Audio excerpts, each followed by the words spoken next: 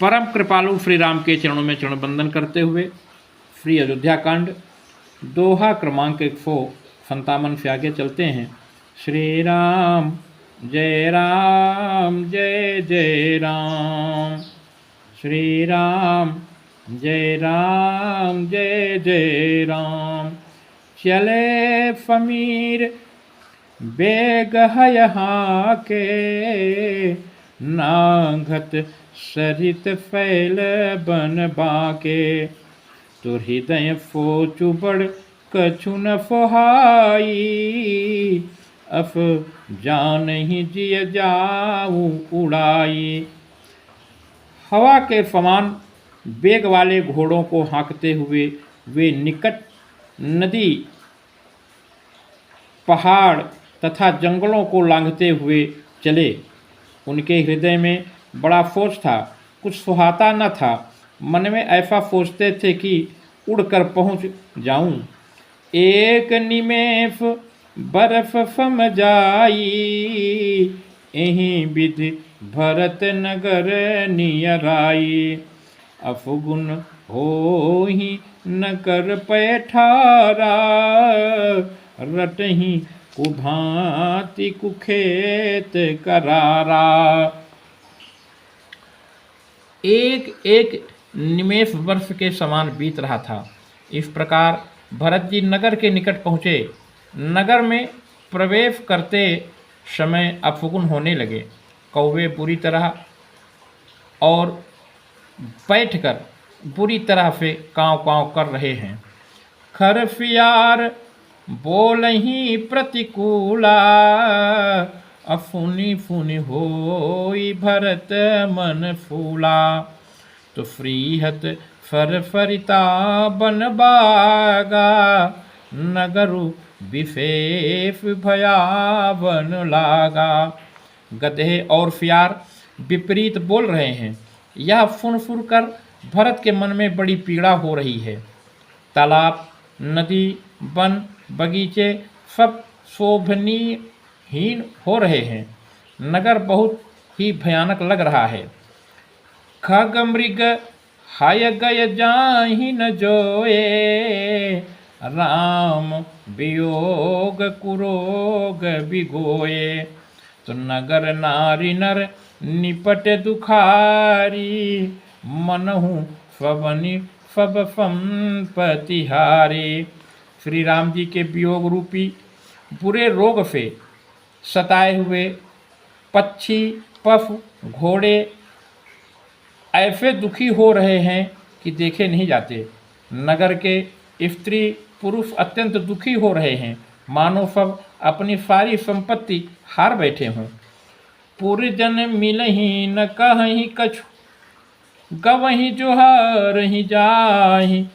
भरत कुशल पूछ न सकहीं, भय विषाद मन माहि। नगर के लोग मिलते हैं पर कुछ कहते नहीं।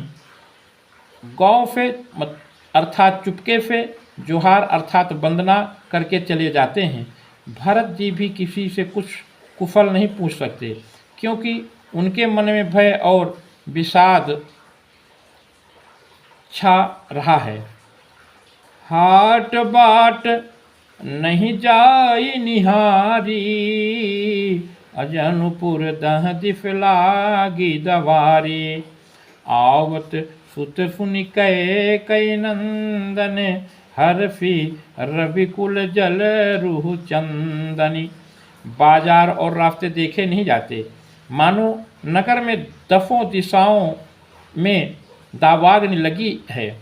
पुत्र को आते सुनकर सूर्य कुल रूपी कमल के लिए चांदनी रूपी कैकई बड़ी हर्षित हुई।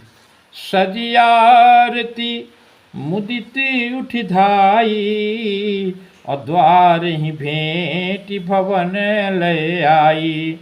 तो भरत दुखित परिवार निहारा, मानहु तुहिन बनज बनु मारा। वह आरती सजाकर आनंद में भरकर उठ दौड़ी और दरवाजे पर ही मिलकर भरत शत्रुघ्न को महल में ले आई। भरत ने सारे परिवार को दुखी देखा, मानो कमलों के वन को पाला मार गया हो। कैकेयी हर्षित एहि भांति, अमन हो मुदित दबलाई की राती।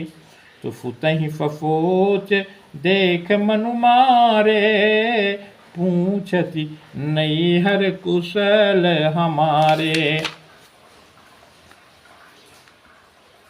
एक कैकेयी ही इस तरह हर्षित दिखती है, मानो भीलनी जंगल में आग लगाकर आनंद में भर रही हो।